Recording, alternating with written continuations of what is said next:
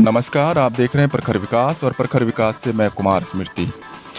5 अगस्त BJP के लिए बहुत अहम साबित होने जा रहा है क्योंकि इस दिन पार्टी अपने कोर एजेंडों का दूसरा सबसे अहम वादा पूरा करने जा रही है।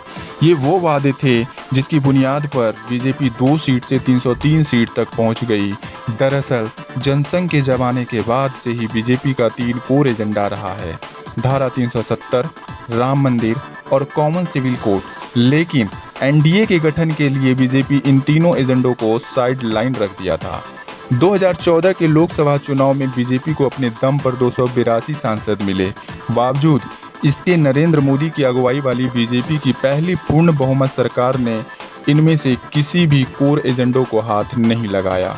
लेकिन 2019 में नरेंद्र मोदी को दूसरे कार्यकाल के लिए बीजेपी को जैसे ही देश ने लोकसभा की टीम को 3 सीटें दी, सिर्फ 2 महीने बाद ही उसने अपने पहले कोर एजेंडों पर सफलतापूर्वक फतह हासिल कर ली। ये था जम्मू और कश्मीर को संविधान के जरिए मिले विवादास्पद विशेष दर्जा वाले आर्टिकल 370 को 5 अगस्त 2019 को खत्म कर देना। बीजेपी सरकार यहीं तक नहीं रुकी, उसने जम्मू और कश्मीर से राज्य का दर्जा भी हटा दिया और जम्मू और कश्मीर, लद्दाख को 2 संघ शासित क्षेत्र बना दिए। मोदी सरकार ने ऐसा करके इतिहास में अपना नाम दर्ज करा लिया। बड़ी बात यह है कि लोकसभा ने तो 2/3 बहुमत से इस फैसले पर मोहर तो लगाई, राज्यसभा में पूर्ण बहुमत न होते हुए भी इसे 2/3 मतों से पास करा लिया। यानी 5 अगस्त की तारीख मोदी सरकार के लिए ही नहीं बल्कि स्वतंत्र भारत के लिए भी ऐतिहासिक तारीख बन गए। अयोध्या में राम जन्मभूमि पर रामलला का मंदिर ही बनेगा, ये फैसला किसी और का नहीं बल्कि देश की सुप्रीम कोर्ट ने 9 नवंबर 2019 को दिया था।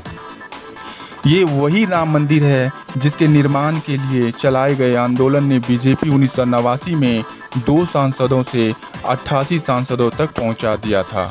बीजेपी ने पहली बार 1996 के अपने मैनिफेस्टो में अयोध्या में राम जन्मभूमि पर भव्य राम मंदिर बनाने का संकल्प जताया था। इस तरह से प्रधानमंत्री नरेंद्र मोदी 5 अगस्त 2020 को अयोध्या में राम मंदिर निर्माण के लिए भूमि पूजन करके और आधारशिला रखकर हमेशा के लिए इसका राजनीतिक स्वामित्व अपने नाम कर लेंगे। मतलब साफ है कि हिंदुत्व के पहले एजेंडे यानी धारा 370 के पहले वर्षगांठ पर राम मंदिर की नींव पड़ने से बेहतर सियासत के दृष्टिकोण से कोई शुभ मुहूर्त हो ही नहीं सकता। यानी भविष्य में जब भी स्वतंत्रता दिवस की तैयारियां शुरू होगी, उससे ठीक 10 दिन पहले देश के लोगों के पास धारा 370 के हटने और राम मंदिर के निर्माण के उल्लास में झूमने का मौका मिलेगा। फिलहाल इस खबर में इतना ही। बने रहिए प्रखर विकास के साथ।